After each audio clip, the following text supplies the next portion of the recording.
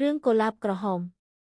ភាគទី9បន្ទាប់ពីយប់នោះពួកគេក៏បានរស់នៅជាមួយគ្នាដូចប្តីប្រពន្ធនាងមិនបានកំណាញ់ខ្លួនទេព្រោះនាងជាស្ត្រីមេម៉ាយធ្លាប់មានប្តីម្ដងរួចទៅហើយទើបមិនគិតច្រើនក្នុងការសម្រេចចិត្តធ្វើរឿងនោះគ្រាន់តែខុសចាកសីលធម៌ប្រពៃណីបន្តិចប៉ុន្តែពួកគេមានគម្រោងនឹងរៀបការជាមួយគ្នានៅពេលមានលុយកាក់គ្រប់គ្រាន់និងមានមុខរបររីកចម្រើនជាងនេះ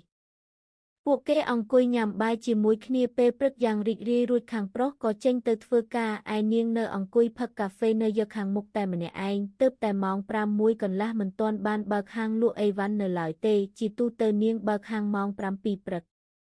មួយសន្ទុះទូរស័ព្ទនាងក៏រឡើងនាងនិយាយ Hello ជំរាបសួរ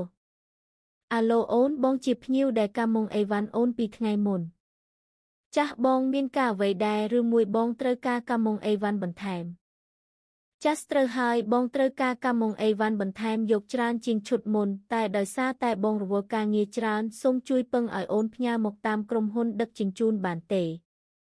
ចាស់បានបងជួយផ្ញើទីតាំងនិងលេខទូរស័ព្ទទទួលមួយផងប្អូននឹងដាក់ផ្ញើជូនហើយសុំរើសពីម៉ូដសម្លៀកបំពាក់ដែលបងត្រូវការប្អូននឹងផ្ញើរូបឲ្យបងជ្រើសរើស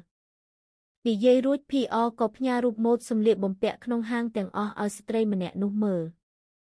ក្រោយមកស្ត្រីនោះបានរើសម៉ូដសម្លៀកបំពាក់ជាច្រើនហើយសួរពីតម្លៃនិងទំហំនាងបានរៀបរាប់ប្រាប់មួយវគ្គម្ដងមួយជូនទៅស្ត្រីនោះ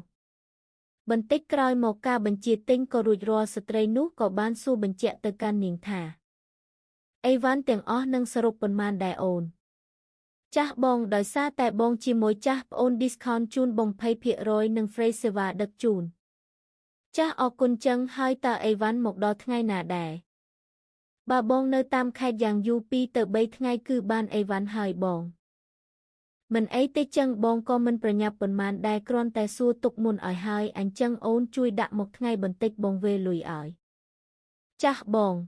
ដោយសារតែនាងលក់មិនសូវដាច់ពេលបានភ្ញៀវទិញអីវ៉ាន់កាមុងច្រើនបែបនេះនាងមិនបានគិតអីវែងឆ្ងាយទេ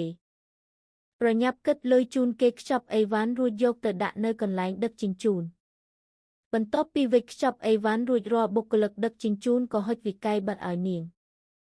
នាងទទួលយកវិក័យប័ណ្ណរួចត្រឡប់មកផ្ទះវិញហើយក៏ប្រញាប់ថតវិក័យប័ណ្ណផ្ញើជូនស្ត្រីនោះត្រង់ចំណុចនេះហើយដែលជាការធ្វេសប្រហែសរវាងការលក់អនឡាញមិនថាអ្នកលក់ឬអ្នកទិញភាគីទាំងសងខាងគ្មានអ្នកណាអាចទុកចិត្តគ្នា 100% បានទេទោះធ្លាប់ជាមួយចាស់ក៏ដោយចិត្តមនុស្សមើលអត់ឃើញគេអាចនឹងបន្លំឬបោកប្រាស់យើងបានគ្រប់ពេលនាងបានបញ្ជាក់ប្រាប់ស្ត្រីនោះថាខ្ញុំបានផ្ញើអីវ៉ាន់និងវិក័យប័ណ្ណជូនបងរួចរាល់ហើយ